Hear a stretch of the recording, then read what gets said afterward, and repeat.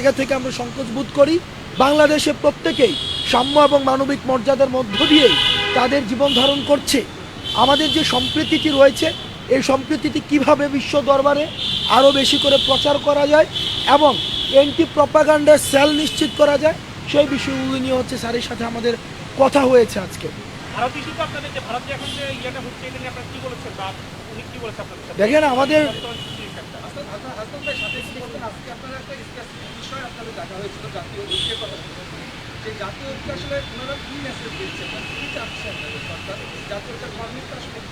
আচ্ছা, আজকে জাতীয় ঐক্যের বিষয়ে আজকে স্যার আমাদের বার্তাটি শুনেছে, অর্থাৎ রাস্তায় অর্থাৎ স্ট্রিট মানুষ কি বলতে চায়, মানুষ আমাদের মধ্য দিয়ে কি বার্তাটি দিতে চায়, সেই জিনিসটি স্যার আজকে আমাদের কাছ থেকে শুনেছে। আর যেটি বললেন ভারতের যে বিষয়টি, দেখেন ভারত সবসময় আওয়ামী লীগের চোখ দিয়ে বাংলাদেশকে দেখেছে। ভারতের সাথে যে সম্পর্কটি, সেটি জনগণের সাথে জনগণের সম্পর্ক হয়নি, সেটি রাষ্ট্রের সাথে রাষ্ট্রের সম্পর্ক হয়নি, বরং ভারতের সাথে আওয়ামী লীগের সম্পর্ক হয়েছে।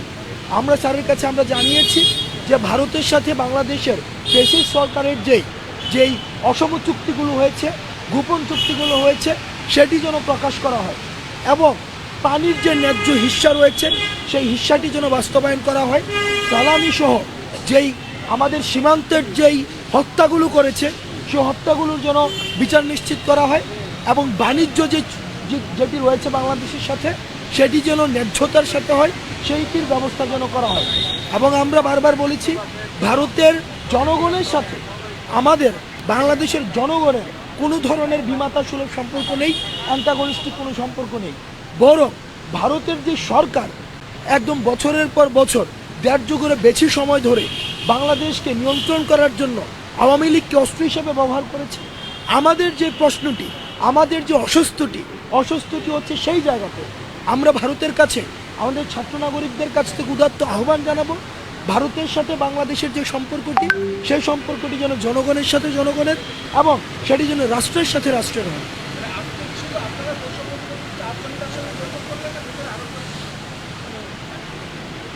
বৈষম্যবিরোধী ছাত্র আন্দোলনের আমরা যারা কেন্দ্রীয় আহ্বায়ক কমিটি আছি, আমরা এসেছি এবং এছাড়াও আন্দোলনে যারা অংশগ্রহণ করেছেন তাদের মধ্যে থেকে কয়েকজন এসেছেন, একাংশ। মাত্র আমাদেরকে কয়েকজন শিক্ষার্থী যারা আন্দোলনের শেষ হয়েছিল, যা তাদেরকে ইনভাইট করা হয়েছে, তারা এখানে এসেছে। মূলত দেশের যে মাঠের যে পরিস্থিতিটা এবং বিদেশি যে পরিস্থিতিটা, এটা নিয়ে আলোচনা হয়েছে। যে আমাদের কাছ থেকে সাতজন জানতে চেয়েছেন যাতে দেশে কৃষকরা, মজুররা, রিক্সা শ্রমিকরা, গার্মেন্টস শ্রমিকরা আমাদেরকে নিয়ে কীভাবে এবং সরকার তাদের জন্য কীভাবে কী করতে পারে, সেই সকল বিষয় নিয়ে জানতে চাইছেন। আমরা জাস্ট দেশের কী পরিস্থিতি, ক্যাম্পাসগুলোর কী পরিস্থিতি এবং দেশের মানুষ কী ভাবছে সরকারকে নিয়ে, সরকারকে কী করা উচিত সামনের দিকে এবং প্রশাসনিক ব্যবস্থা কীরকমভাবে চলছে, আমরা গ্রাউন্ড রিয়েলিটিটা সরকারের কাছে তুলে ধরতে চেয়েছি, স্যারের কাছে তুলে ধরতে চেয়েছি।